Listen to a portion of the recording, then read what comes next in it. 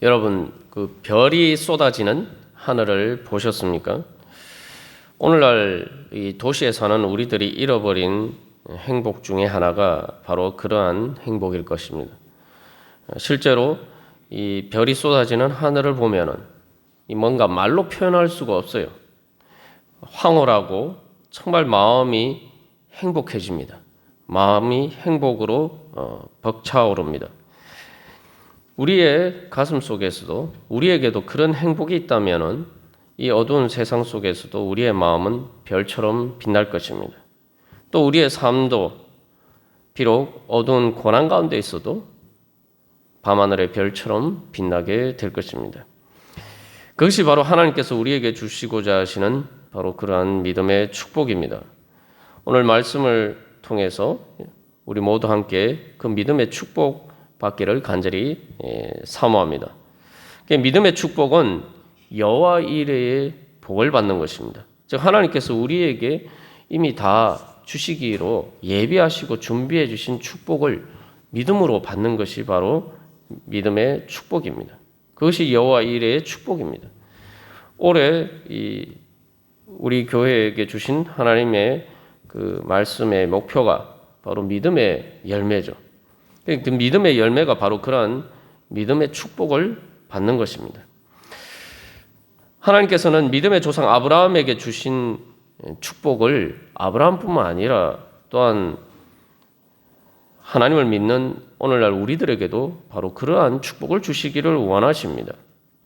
그래서 우리가 지난주에 살펴본 것처럼 바로 하나님께서는 그러한 축복을 주시기로 맹세하셨다. 그래서 그것은 확실하게 우리에게 주시기로 약속하신 것이죠.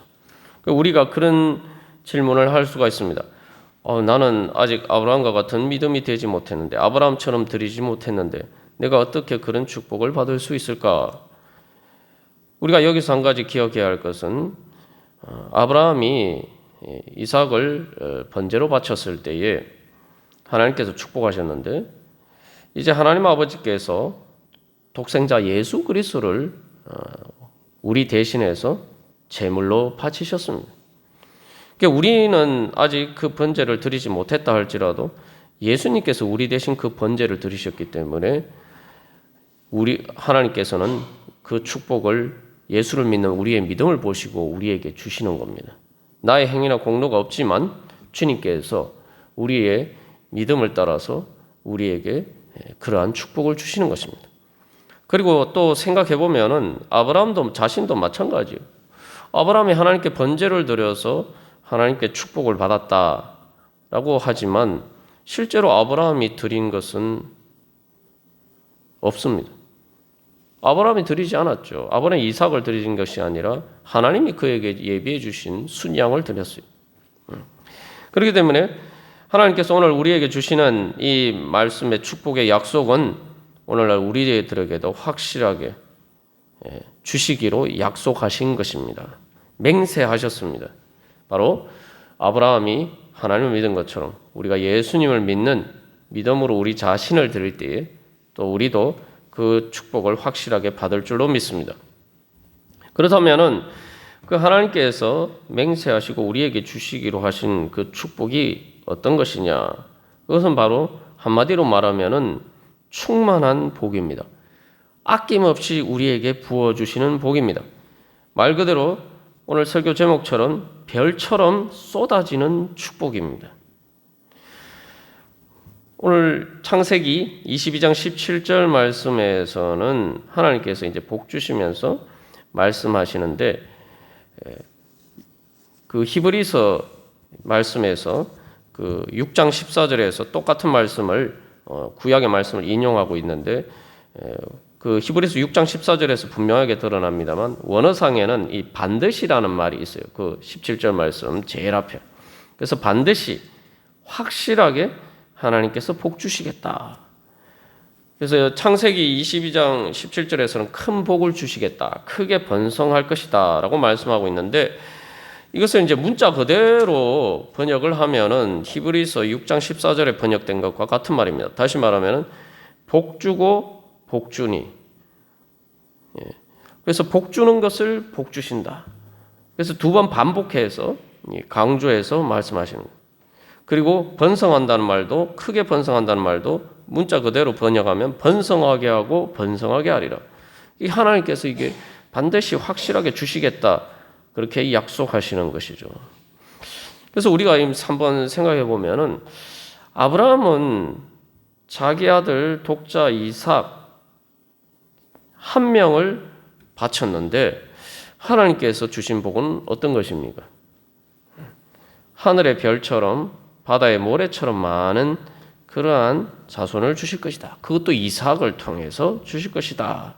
하나님께서 그렇게 축복해 주십니다. 이게 바로 하나님께서 주신 축복입니다. 다시 한번 또 우리가 되새겨 보면은 사실 아브라함은 이삭을 바치지도 않았어요. 그런데 하나님께서는 그 이삭을 통해서 바로 그러한 축복을 주신다는 거죠. 우리가 하나님 앞에 뭔가를 드릴 때에 바로 하나님께서 우리에게 복 주시기 위해서 우리에게 뭔가를 가져오라고 말씀하신다. 우리가 이 믿음이 있으면 아브라함이 주는 축복을 우리도 받을 수가 있습니다. 그래서 여기서 이 하늘의 별, 바닷가의 모래라고 비유하셨는데 이 13장 창세기 13장 16절 말씀에서는 땅의 티끌에 비유하고 있어요. 그래서 하나님께서는 아브라함에게 주시는 그 자손이 번성할 것에 대한 축복을 하늘과 땅과 바다, 말 그대로 온 세상의 가장 넓고 큰 것에 다 비유해서 하나님께서는 말씀하고 계십니다. 그래서 이 밤하늘의 별이라는 것은 말 그대로 온 우주에 가득한 충만한 축복이죠. 하나님은 온 우주보다 크신 분이기 때문에 하나님께서 주시는 축복은 말 그대로 온 우주에 충만한 축복입니다. 그리고 또한 이 밤하늘의 별, 바닷가의 모래라는 것은 셀 수 없다는 거죠. 실제로 그 과학자들이 요즘 이제 최첨단 가장 좋은 망원경으로 관측을 해서 밤하늘의 별이 얼마나 되느냐 이렇게 세어 보니까 대략 700회 정도가 된다고 합니다. 700회가 뭐냐? 조 다음에 경이고 경 다음에 해입니다. 700회면은 7 곱하기 10의 22승. 그래서 오늘날 이제 최첨단 망원경으로 관측되는 별의 숫자가 그렇다는 거죠. 하나님께서는 우리에게 그런 행복을 주신다는 거예요. 이게 셀 수가 없는 거죠. 말 그대로 셀 수가 없어요. 야, 뭐 하나님께서 무슨 그런 축복을 주시냐라고 하지만 그게 바로 천국의 행복입니다. 기본적으로 하나님께서 우리에게 주신 축복은 가늠할 수가 없습니다. 찬송가에 받은 복을 세어봐라 이런 찬양이 있습니다만 사실 하나님께 받은 복을 세다 보면은 셀 수가 없어요. 우리가 그 하나님의 은혜를 깨달을 때에 바로 별이 쏟아지는 밤하늘을 바라보는 그러한 행복으로 충만하게 됩니다. 그래서 하나님께서 주시는 복은 부활과 새 창조의 역사를 통해서 주시는 복이기 때문에 영원하고 무한한 복입니다. 우리가 또 생각할 때 나는 그렇게 많은 자손이 필요 없는데 나 그런 거 별로 바라지 않는데 이렇게 생각할 수 있습니다만 이 많은 자손을 주시겠다는 이 하나님의 축복은 생명의 충만에 대한 생명의 풍성함에 대한 하나님께서 우리에게 주시는 축복입니다. 그 생명의 충만한 풍성함을 경험하는 한 가지 이제 그 비슷하게 우리가 조금 그것이 어떤 경험인지를 알 수 있는 게 바로 밤하늘이 이 별처럼 그 무수한 별들을 바라볼 때에 우리의 가슴이 벅차오를 때에 우리가 그것과 약간 비슷한 그런 행복을 경험하게 됩니다. 또 시원한 바닷가에 푸른 바닷가에 서서 가슴이 탁 트일 때에 우리가 그러한 생명의 충만한 행복을 아주 비슷하게나마 잠시 잠깐이나 우리가 그 아주 극히 작은 부분을 경험하게 되죠. 그게 바로 하나님께서 우리에게 주시고자 하시는 축복입니다. 그래서 아브라함이 자기에게 가장 소중한 것, 유일하게 하나 있는 가장 소중한 것 이삭을 사실은 번제로 드렸다고 하지만 실제로는 잃어버린 것이 하나도 없어요. 그러니까 우리가 하나님 앞에 드릴 때 뭔가 자꾸 이렇게 손이 오그라드는 이유 중에 하나가 뭔가 자꾸 잃어버린다 이런 생각을 가지기 때문입니다. 그런 생각이 나에게 아직도 있으면은 나는 아직도 하나님을 제대로 알지 못하고 자기 아들을 아끼지 않고 우리에게 주신 예수님을 제대로 알지 못하는 것입니다. 그래서 아브라함에게 주신 하나님의 시험이 십자가를 치는 것과 같은 정말 그런 시험이지만 실제로 아브라함은 그것을 통해서 부활의 축복을 받았습니다. 그 부활의 축복, 그래서 자기 아들 이삭을 다시 찾는 거죠.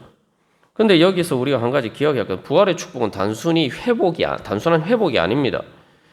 내가 열을 드렸을 때에 하나님이 나에게 열을 주시는 게 부활의 축복이 아니에요.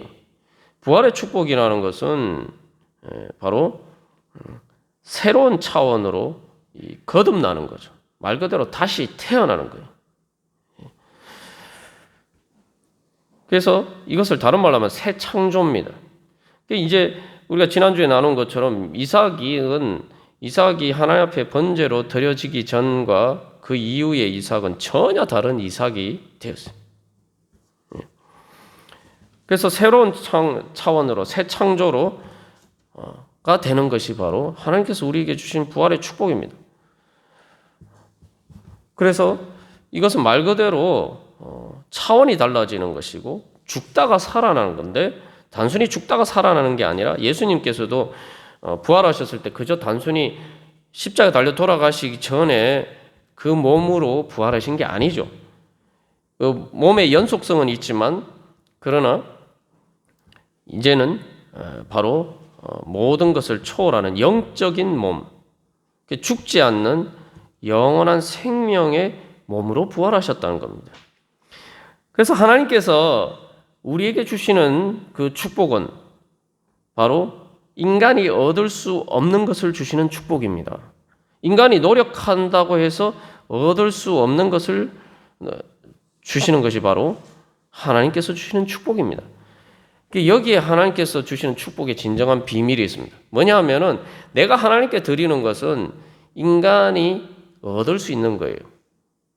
그리고 하나님께서는 내가 드릴 수 없는 것을 절대 요구하시지 않습니다. 내가 가지고 있지 않는데 어떻게 하나님께 드리겠어요? 내가 이미 가지고 있는 것을 하나님께서 요구하시지만 그러나 우리가 그것을 주님 앞에 드릴 때에 하나님께서 우리에게 주시는 것은 내가 얻을 수 없는 것, 내가 죽도록 노력해도 얻을 수 없는 것, 바로 그것을 주십니다. 그게 하나님이 주신 축복이에요. 그래서 우리는 이 영적인 계산을 잘 해야 됩니다. 영적인 계산을 잘 해야 돼요. 그게 믿음이 뭐냐? 영적인 계산을 잘 해야 돼요. 우리 계산이 빠르다, 뭐 이런 말을 쓰지만 보통 긍정적인 의미보다 약간 부정적인 의미로 사용될 때가 많은데 우리가 긍정적인 관점에서 영적으로 계산이 빨라야 돼요. 우리가 세상적으로는 계산이 빠른 사람들이 주로 보면은 영적인 계산에 둔해요. 아브라함의 믿음은 바로 영적인 계산에 민감한 바로 영적인 계산을 잘하는 지혜를 가지고 있는 것입니다. 그래서 죽지 않고 부활하면 단순히 부활하는 게 아니라 영생의 생명으로 풍성해지는 거예요. 그러니까 죽지 않으니까 어떻게 됩니까? 우리가 열매가 점점 늘어나는 거예요.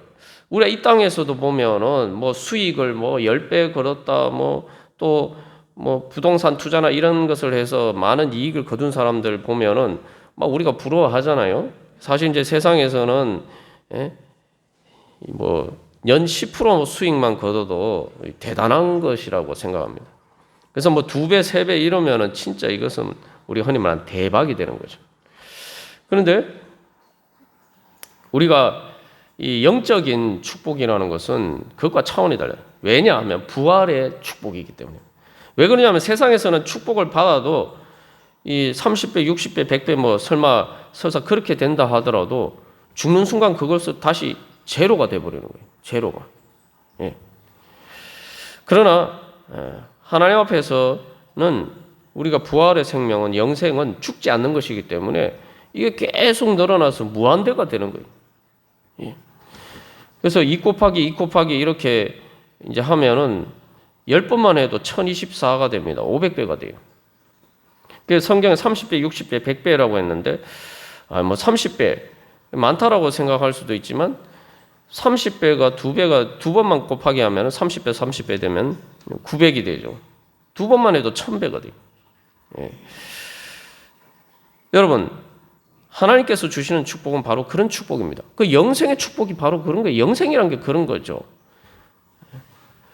우리가 이 땅에서 주님과의 관계 속에서 아무리 큰 그 은혜와 사랑의 행복을 경험해도 그것은 아주 작은 한 부분을, 영생의 작은 한 부분을 맛보는 것에 불과합니다.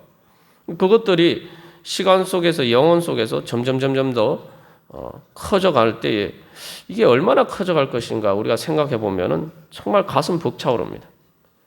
내 인생의 이 짧은 인생 속에서도 주님을 만나면서 주님께서 주시는 축복이 이렇게 큰데, 이러한 축복들이 계속 이렇게 하나님 앞에서 믿음의 열매를 맺어갈 것을 무한대로 맺어간다 생각하면은 이것은 우리가 가늠하기 어려운 거죠. 그래서 제가 이렇게 오늘 이런 말씀을 드리니까, 아이고, 또 오늘 목사적이 너무 비현실적인 얘기를 하시는 거 아닌가, 막 이렇게 생각하실 수도 있어요. 혹시 그렇게 생각하는 분이 있을지 모르겠습니다만, 저는 실제로 이런 것들을 경험했어요. 그래서 이 말씀을 준비하면서 제가 하나님께 받은 축복을 한번 세어봤습니다. 구체적으로 좀 숫자로 계산을 해봤는데, 아주 이제 대표적인 경우 이제 예전에 이게 그 대학 시험을 칠 때에 시험이 100일 정도 남고 제가 예수님을 만나고 이제 2주간 기도원에 가서 이제 기도를 하고 그 마지막 날 이제 예수님을 만났어요. 천국의 행복을 경험하고 이제 남은 기간 동안 준비를 하면서 이 하루에 2시간씩 이제 기도를 했어요. 30분씩 30분 또 이제 성경 말씀을 보고, 어떻게 보면은 인간적으로 보면은 제정신이 아니죠. 예? 지금 시험이 학력고사 100일밖에 안 남았는데 2시간 반씩 할애해서 지금 하나님께 드린다. 이게 말이 안 되는 일이죠. 상식적으로 생각해 보면. 근데 하나님이 어떻게 갚아주시냐 생각해 보니까 이 3개월 만에 그동안 그 전에 8개월 공부해도 안 되는 이 성과들이 나왔단 말이죠. 중요한 것은 8개월 공부 아니라 뭐 1년, 2년, 10년을 해도 되지 않을 하나님이 그런 열매를 주셨어요. 제가 영적인 것만 자꾸 이 말씀을 드리면은 별로 뭐 현실성이 없다라고 생각하실 수가 있어서 제가 구체적으로 이 사람들 눈에, 누구나 눈에 보이는 것을 가지고 제가 한번 예를 들어서 말씀을 드리는 거예요. 그 다음에 하나님께서 물질적인 축복을 주신 것도 이제 실제로 계산해 보니까 아무것도 없는 거의 제로에서 거의 100배, 100배 그런 식으로 하나님이 계산을 해서 하나님께서 다 갚아주셨어요. 제가 예를 들어서 말씀드렸습니다만 하나님께서 우리에게 주시는 축복이 바로 그런 것입니다. 그래서 하나님께서는 무한하시고 영원하시기 때문에 우리가 뭔가를 드리면은 하나님께서는 거기에다 곱하기 무한을 해주시는 거예요. 그게 하나님의 계산법이에요. 축복의 계산법입니다. 이 수학에서 이제 우리가 리미트라고 하죠. 극한값 계산을 배우는데 그 곱하기를 할 때 유한한 숫자에다가 무한을 곱하면 무조건 이 무한이 되는 거예요. 그게 하나님의 축복입니다. 우리가 드린 작은 것이 무한한 열매를 맺는 것이 바로 하나님께서 주시는 축복이에요. 그러나 육적인 축복은 그것과 다릅니다. 뭐냐 하면은 이 곱하기 0이 되는 거예요. 왜 그렇습니까? 인생의 마지막 끝이 하나님께서 우리에게 주신 영생을 전제하지 않으면 죽음으로 끝나기 때문에 곱하기 0이 되는 거예요. 예수를 믿지 않는 사람은 아무리 많은 축복을 받은 것처럼 보여도 곱하기 0이 돼서 실제 다 0이 되는 거예요. 무조건. 답은 0이에요. 그러나 무한하신 하나님을 믿고 우리 자신을 드리는 우리에게서는 무조건 우리의 답은 무한이 되는 겁니다. 그게 하나님께서 주신 영생의 축복입니다. 그 영생의 축복을 그래서 우리가 뭐 죽어서만 경험한다. 자꾸 이렇게 생각하면은 우리가 영생의 축복에 대해서 제대로 모르는 거죠. 영생의 축복은 바로 현재 우리가 바로 이 죽음을 향해 가는 육신이 죽어가는 이 땅의 삶에서 우리가 경험하는 축복입니다. 그래서 이 하나님께서 이런 축복을 주셨을 때 이건 말 그대로 아낌없이 부어주시는 건데 이때 하나님의 마음을 우리가 이제 잘 이해를 해야 됩니다. 다음 화면 한번 넘겨주시죠. 지난주에 왜 이 화면을 우리가 봤느냐? 저기 여러분들 보시는 쪽에서 이 왼쪽에 있는 화면을 보시면은 아빠가 아이를 기뻐하면서 그는 모습이 보이죠. 그게 지금 하나님 아버지께서 아브라함에게 이런 축복을 주실 때의 마음이 그런 거예요. 너무너무 사랑스러워가지고 이 주체가 안 되는 거예요. 감당이 안 되는 거예요. 그래서 아낌없이 하나님께서 축복을 부어주시는 겁니다. 그래서 아브라함이 하나님께 드린 마음보다 하나님 아버지의 마음이 더 크단 말이죠. 왜 그러면은 우리는 이런 축복을 못 받느냐? 여러분 한번 생각해 보십시오. 아이가 여러분들 자녀들 키워보시면서 경험해 보셨겠지만 아이가 잘못하면은 사랑을 내가 표현하고 싶어도 하지 못해요. 왜 그렇습니까? 지금 아이가 잘못했는데 거기에 내가 웃으면서 야, 너 잘했어 이러면은 그 양육이 됩니까? 안 되죠. 그러면 아이에게 잘못된 신호를 주는 거죠. 내가 잘못한 게 아니고 뭐 이렇게 해도 괜찮은 것보다 사실 이제 그래서 자녀를 양육할 때 그게 제일 어려운 일이죠. 진짜 아이가 잘못한 일에 대해서는 분명히 그 사인을 줘야 돼요. 그래서 이건 정말 잘못한 일이고 정말 내가 이러면 안 되구나 이렇게 깨닫도록 해줘야 되는데 많은 경우 자식 사랑한다고 하면서 이제 아이가 잘못했는데도 불구하고 무조건 감싸기만 하면은 아이에게 잘못된 신호를 줘서 내가 이렇게 해도 행동해도 괜찮구나. 내가 이렇게 해도 별 문제가 없구나. 이제 이런 식으로 이제 그 잘못된 사인을 받아들이게 되고 그러다 보면 그게 이제 몸에 익어버리면은 잘못된 길로 가게 되죠. 하나님은 절대 그렇게 우리를 다루실 수가 없죠. 공의의 하나님, 정의의 하나님, 또 우리를 사랑하시는 하나님이기 때문에 절대 그렇게 우리를 다루실 수가 없어요. 그렇기 때문에 하나님께서는 하나님의 원래의 마음과 달리 우리가 하나님을 어떻게 대하느냐에 따라서 하나님께서 우리가 또 어떻게 하느냐에 따라서 하나님께서 거기에 맞추어서 우리에게 응답을 하십니다. 그래야지 우리가 하나님 앞에서 제대로 이렇게 성장을 할 수가 있는 거죠. 상을 주어서는 안 되는 상황에서 상을 주면은 우리가 이제 착각하는 거예요. 잘한 것으로. 하나님께서도 사실은 아브라함에게 원래 그전에도 그런 마음이 계셨어요. 근데 이 아브라함이 자기가 정말 하나님과 같은 마음으로 하나님이 아끼지 않고 주시고자 하시는 그 마음을 믿고 알고 그 마음에 응답했을 때에 하나님께서는 이제 그것을 아낌없이 표현하셔도 되는 거예요. 그러니까 아브라함이 올바르게 하나님에 대한 믿음과 사랑을 표현했기 때문에 하나님도 거기에 대해서 아끼지 않고 이제는 마음대로 표현하실 수가 있는 거예요. 아브라함에 대한 사랑을. 그래서 이 12절에서도 하나님께서 말씀하시고 18절에서도 말씀하시고 두 번 반복해서 네가 아끼지 않고 안았다라는 말씀을 하십니다.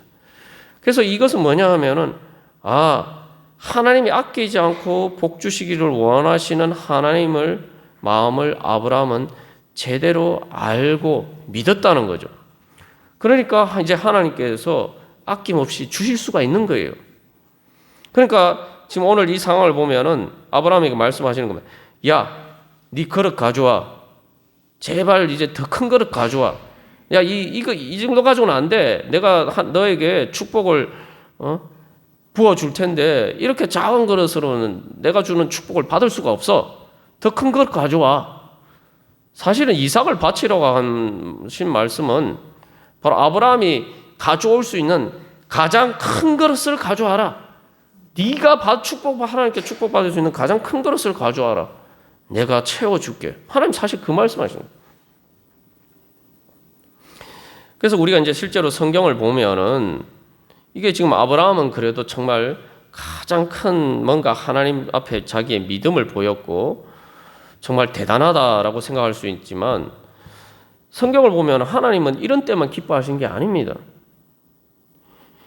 예레미야 31장 20절에서 나의 사랑하는 아들 기뻐하는 자식이 아니냐 말씀하시는데 이게 진짜 뭐 에브라임으로 대표되는 이스라엘 백성이 정말 하나님이 기뻐하는 일을 해가지고 하나님이 나의 사랑하는 아들 내 기뻐하는 자식이 아니냐. 지금 그 아브라함이 이삭을 얘기할 때 쓰는 표현이죠. 사랑하는 아들 기뻐하는 자식.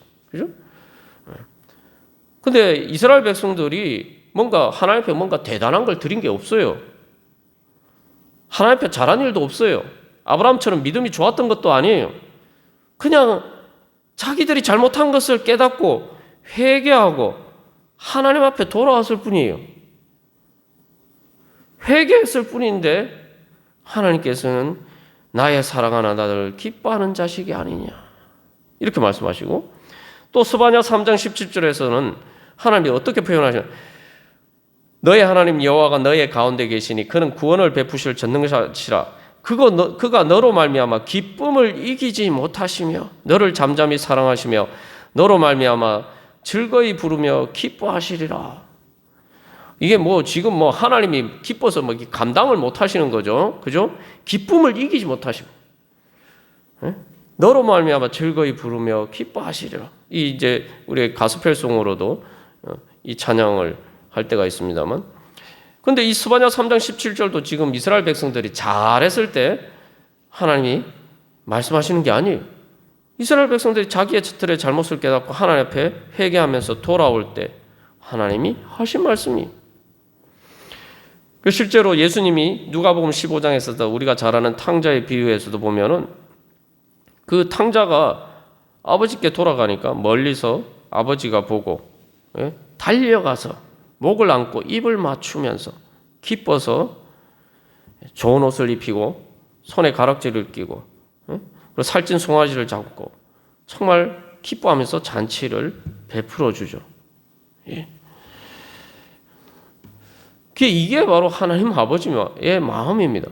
하나님은 그냥 우리가 회개하고 믿음으로 주님 앞에 돌아왔을 때 회개라고 하니까 아이고 뭐 또 그것도 나하고 상관없네. 난 별 죄가 없는데 이렇게 생각할지 모르겠습니다만 저도 하나님을 그렇게 만났을 때에 제가 별로 세상적으로 보면 별로 죄가 없었어요. 죄가 없었는데 무슨 죄가 있었느냐? 하나님이 얼마나 날 사랑하시는지 내가 몰랐다는 거예요. 하나님이 나를 얼마나 기뻐하시는지 몰랐다는 거예요. 하나님이 날 사랑하지 않는 것으로 오해하고 있었다는 거예요. 그래서 하나님 앞에 가까이 가지 않았다는 거예요. 하나님하고 거리가 멀었어요. 마음적으로. 하나님의 사랑을 오해한 것. 하나님이 얼마나 날 사랑하시는데 내가 그걸 잘 깨달아 알지 못하고 오해했던 것에 대해서 회개하면서 주님 앞에 나갔을 때 천국의 기쁨을 경험할 수가 있었다는 겁니다. 그러니까 우리가 하나님하고 내가 얼마나 뭐냐, 거리가 뭐냐, 정말 내가 하나님하고 가깝느냐, 우리가 그 부분에 회개가 돼야 돼요. 하나님께서는 그래서 우리가 그저 주님 앞에 돌아가기만 했는데도 불구하고 그렇게 기뻐하세요. 그런데 주님 앞에 돌아가기만 한 게 아니라 정말 하나님을 내 마음과 뜻과 힘을 다해서 주님 사랑하기를 원합니다 하면서 주님 앞에 우리 자신을 드리면은 하나님이 얼마나 기뻐하시겠습니까? 이건 뭐 상상을 초월하는 거죠. 그리고 또 하나님이 기뻐하시는 이유 중에 하나가 세상에 그런 사람이 드물단 말이죠. 사실 아브라함과 이삭의 이 창세기 22장의 시험이 보여주는 것은 정말 하나님 때문에 내가 모든 것을 버릴 수 있느냐. 하나님이 나에게 말 그대로 우리가 세상적으로 생각하는 복 주시지 않아도 내 가장 소중한 것을 잃어버려도 나는 하나님을 믿을 수가 있느냐. 하나님이 날 사랑하신다는 걸 믿을 수 있느냐. 그런 가운데서도 우리가 하나님을 믿고 주님 사랑합니다. 사실 어렵죠. 그래서 주님 앞에 우리가 나아갈 때 사실은 예수님을 통해서 그런 하나님을 만나요. 모리아 산에서 아브라함도 그 하나님을 다시 만나요. 욥도 마찬가지죠. 그 하나님을 만나고 나면은 내가 세상에 내 가장 소중한 것을 잃어버려도 하나님은 나를 정말 사랑하시는구나. 이 깨달음을 그 하나님을 만나면은 천국이 우리에게 임합니다. 그런데 우리는 늘 오해할 때가 많아요. 우리가 생각해 보면은 그래서 이 예수님이 세례 받으실 때에 하늘로부터 소리가 있어 하나님께서 말씀하시는데 내 사랑하는 아들이요 내 기뻐하는 자라. 근데 이 말씀을 예수님 세례 받으실 때 하셨단 말이죠. 이것은 우리에게 하시는 말씀입니다. 왜냐하면 세례는 죄인이 받는 거예요. 죄인이 회개하고 예수를 믿기로 했을 때 받는 게 세례란 말이에요. 그 예수님은 죄가 없으신데 우리 대신 죄인이 되시기 때문에 세례를 받으신 거죠. 그러니까 예수님이 세례 받으실 때 그 음성을 들었다는 것은 사실은 죄인인 우리가 하나님 앞에 회개하고 돌아왔을 때 하나님께서 우리에게 그렇게 말씀하신 거예요. 내 사랑하는 아들이 내 기뻐하는 자다. 그런데 거기서 한 걸음 나아가서 우리가 주님 앞에 정말 주님 사랑하면서 뭔가 주님 앞에 드릴 때 주님이 얼마나 기뻐하시느냐. 내가 죄인이었는데 주님 앞에 회개하고 돌아오기만 했는데도 불구하고 주님이 기뻐하셔서 기쁨을 이기지 못하시면 정말 아브라함처럼 내가 주님 앞에 믿음으로 주님 앞에 나아가면은 하나님이 얼마나 기뻐하시겠어요. 그래서 하나님은 그 기쁨을 오늘같이 별처럼 쏟아지는 축복으로 보여주신 겁니다.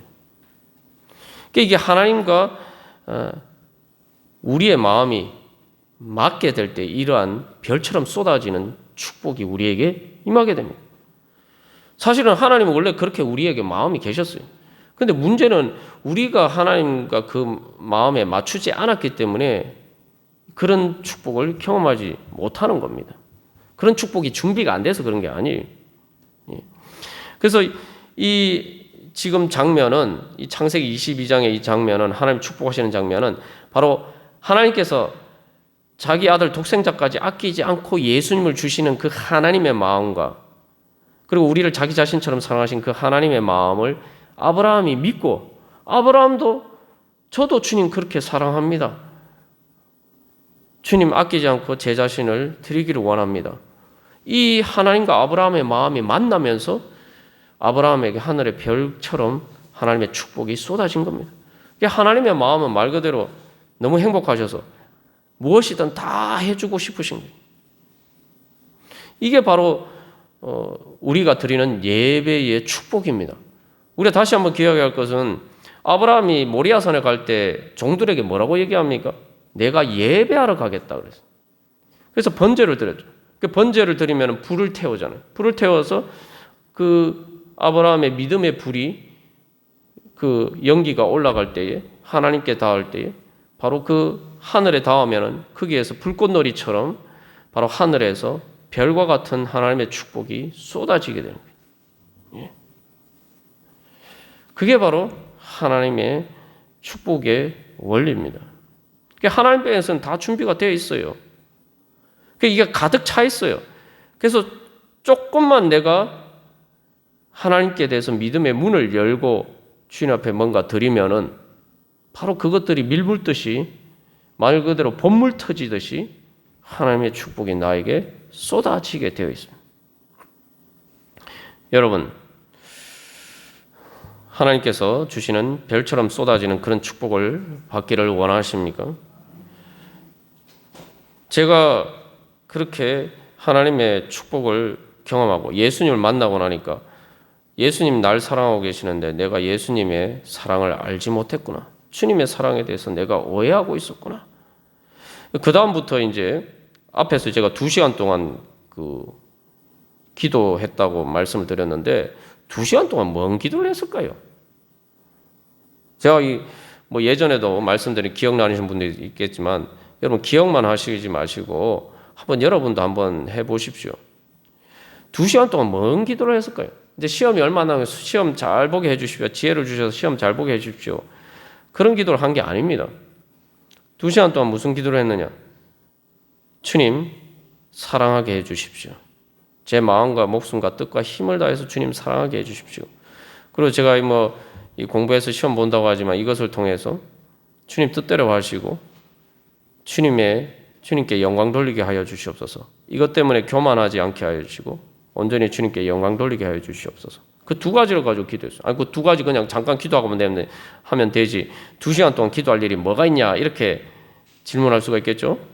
근데 솔직히 말해서 하나님 사랑하는 마음이 없어요. 예? 하나님 그래서 제가 그런 기도를 한 이유가 성령님께서 인도해 주고 가르쳐 주셨기 때문인데 제가 하나님한테 잘 보여서 축복받으려고 그런 기도를 한 게 아닙니다. 왜 그런 기도가 나왔느냐?